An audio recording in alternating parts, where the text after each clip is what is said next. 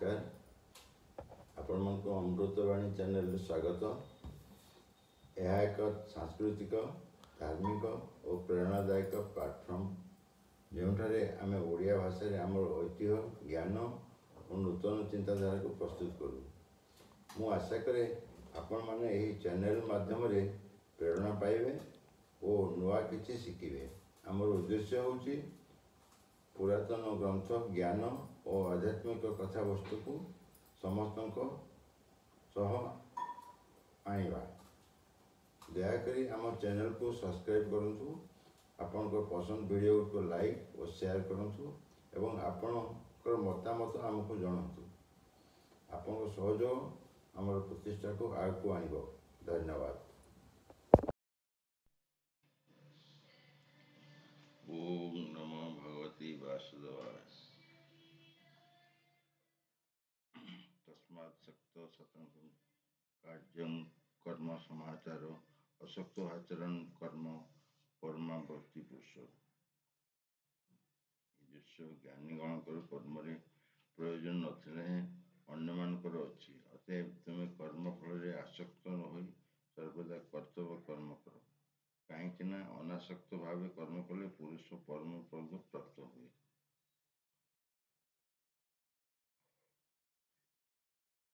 कर्मण्येभ्यो हि संसिद्धिमास्थिता जनकादय लोकसंग्रहमपि संपश्यन् कर्तुमर्हसि। यदा यदा चरति श्रेष्ठदत्तरो जनः स यत् प्रमाण कुरुते लोकस्तद अनुवर्तते। जनक प्रभृति राजर्षि माने केवल कर्म द्वारा समक प्रकार ज्ञान सिद्धि लाभ कर। तुम्बे जेबे निज को ज्ञानी बोली मन कर, तथापि लोक मानक निज निज धर्म प्रवृत्ति चलैवाई दृष्टि रखी तुम कर्म करवा उचित। श्रेष्ठ व्यक्ति माने जहाँ आचरण करती साधारण जन मैंने ताहा ही करती। आउ श्रेष्ठ जन मैंने जहाँ निर्देश करती अन्य मैंने से कथा को अनुसरण करती।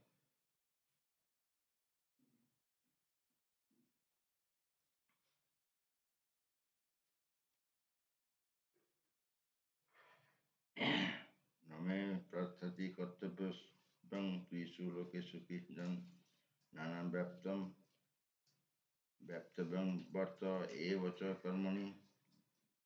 यदि हयं न वर्तते जातु कर्मणि तत्चिता मम वर्तानुवर्तते मनुष्य पार्थ सर्वस।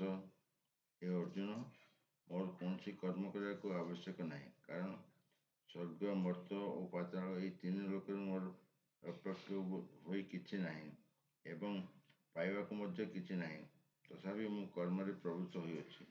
हे पार्थ, मु यद्यपि आलस्य त्याग न करी केबे कर्म न करी, ताहले मनुष्य माने मोर पंथा को सकल प्रकार अनुसरण करेंगे, अर्थात अकर्मण होइबे। उच्चिदेयुरी में लोका न कुर्जा कर्म चेदसम शंकरस्य च कर्तास्य मुपहैन्यमीमां प्रजा शक्ता कर्मणि विद्वांसो यथा कुर्वन्ति भारत। कुर्यात् विद्वांसता शक्तश्च किश्चु लोक संग्राम।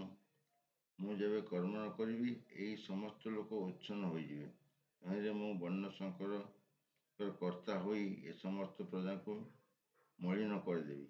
हे भारत, पंडित माने अज्ञानी माने कर्म फल आकांक्षा रखी जेपरी कर्म करती, पंडित व ज्ञानी सेपरी कर्म फल आसक्त न होई लोक को शिक्षा देवाई स्वधर्म प्रवृत्त करने कर्म करती।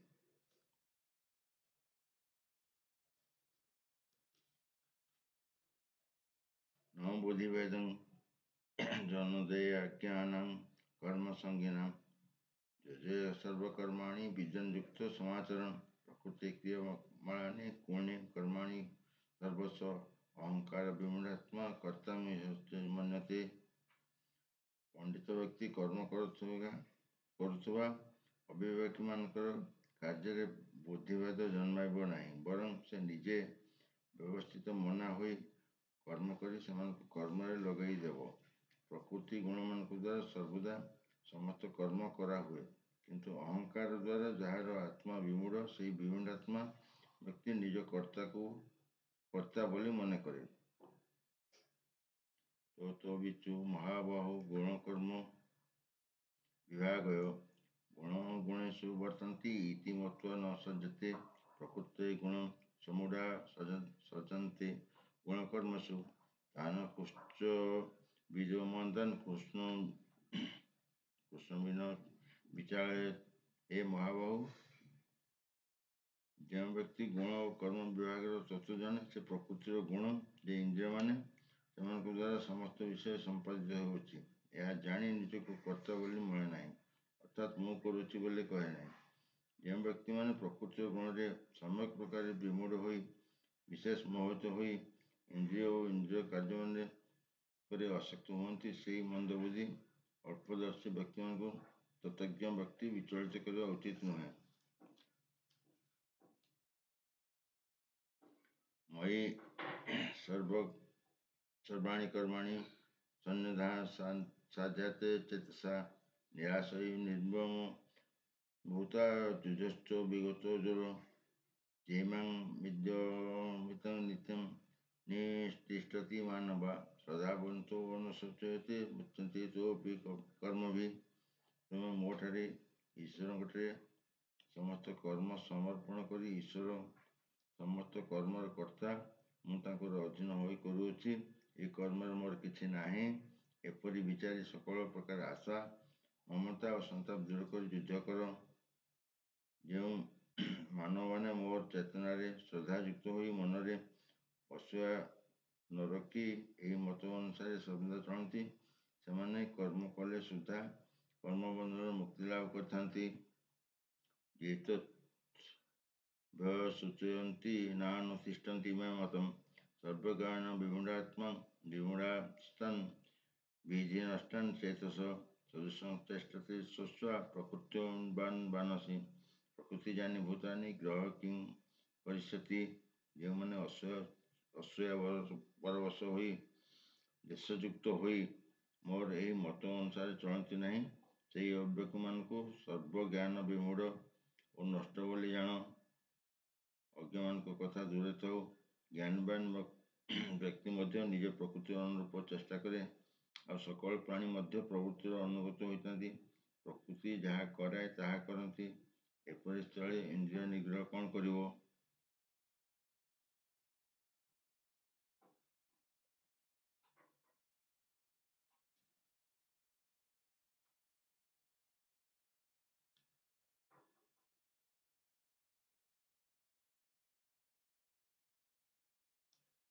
श्री गीता महात्म्य। ओं नमो भगवते वासुदेवाय। सर्ववाच भगवान परमेश्वर भक्तिर व्यवचरणी प्रारंभ बुझमस्य कथं ब्रवती प्रभु। पृथ्वीदेवी पचारे, हे परमेश्वर, ସଂସାରରେ ମନୁଷ୍ୟ ସର୍ବଦା ପୂର୍ବ ଜନ୍ମକୃତ କର୍ମର ଫଳ ଭୋଗ କରିବାରେ ବ୍ୟସ୍ତ। ମାୟାରେ ଆବଦ୍ଧ ହୋଇ ସେ ପ୍ରାୟ ଆପଣଙ୍କୁ ଭୁଲି ଯାଇଥାଏ, ଈଶ୍ୱରଙ୍କୁ ଭୁଲି ଯାଇଥାଏ। ଏପରି ଅବସ୍ଥାରେ ତାହାର ମନରେ ନିର୍ଦ୍ଦୋଷ ଈଶ୍ୱର ଭକ୍ତି ଜନ୍ମିବାର ଉପାୟ କ'ଣ? ଶ୍ରୀକୃଷ୍ଣ ଉବାଚ ପ୍ରାରବ୍ଧଂ ଭୁଜମାନ ହିଁ ଗୀତାଭାଷିଙ୍କ ରଥ ସଦା ସମୁକ୍ତ ସ୍ୱସ୍ୱକିଲୋକେ କର୍ମଣା ନୋପନିପଦ୍ୟତେ। ଭଗବାନ କହିଲେ, ହେ ପୃଥ୍ୱୀଦେବୀ, ମନୁଷ୍ୟ ନିଜ କର୍ମରେ ଲିପ୍ତ ଥାଇ ମଧ୍ୟ ଯଦି ପ୍ରତ୍ୟହ ଗୀତା ପାଠ କରି ଆନନ୍ଦ ଉପଭୋଗ କରୁଥାଏ, ତେବେ ସେ ମୁକ୍ତ ହୁଏ। କର୍ମବନ୍ଧନ ତାକୁ ଆୟତ୍ତ କରି ପାରେ ନାହିଁ।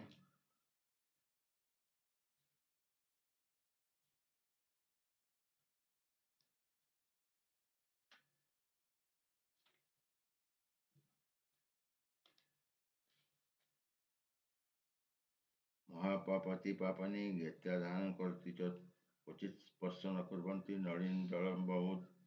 ପଦ୍ମପତ୍ରକୁ ଜଳ ଯେପରି ସ୍ପର୍ଶ କରିପାରେ ନାହିଁ, ସେପରି ମନୁଷ୍ୟ ଗୀତା ପାଠ କଲେ ତାକୁ ପୃଥ୍ୱୀର ଯାବତୀୟ ପାପ ସ୍ପର୍ଶ କରିପାରେ ନାହିଁ। ଗୀତାୟା ପୁସ୍ତକଂ ଯତ୍ର ଯତ୍ର ପାଠ ପ୍ରବର୍ତ୍ତତେ ତତ୍ର ସର୍ବାଣୀ ତୀର୍ଥାନି ପ୍ରୟୋଗାନି ତୀର୍ଥ ବୈ। ଯେଉଁ ଗୃହ ମଧ୍ୟରେ ଭଗବତ୍ ଗୀତା ପୁସ୍ତକ ଥାଏ ଏବଂ ଯେଉଁଠାରେ ତାହା ପାଠ କରାଯାଏ, ପ୍ରୟୋଗାଦି ତୀର୍ଥ, ସକଳ ତୀର୍ଥ ସେଠାରେ ବାସ କରନ୍ତି। ସର୍ବେ ଦେବଶ୍ଚ ରୁଚି ଯୋଗିନ ପନ୍ନଗାଦୟ ଗୋପାଳ ଗୋପିକାବିଶ୍ଚ ନାରଦୋଦବ ପାର୍ଶ୍ୱବୈ ସମାୟନ୍ତେ ତତ୍ର ଶୀଘ୍ରଂ ଯତ୍ର ଗୀତା ପ୍ରବର୍ତ୍ତତେ। କୌଣସି ସ୍ଥାନରେ ଗୀତା ପାଠ ଆରମ୍ଭ ହେବା କ୍ଷଣି ସମସ୍ତ ଦେବତା, ଋଷି, ଯୋଗୀ, ନାଗ, ଗୋପାଳ, ଗୋପୀ ଏବଂ ନାରଦ ପ୍ରଭୃତି ପାରିଷଦ ବର୍ଗ ଶୀଘ୍ର ଆସି ସେଠି ଅଦୃଶ୍ୟ ଭାବରେ ଉପସ୍ଥିତ ହୁଅନ୍ତି।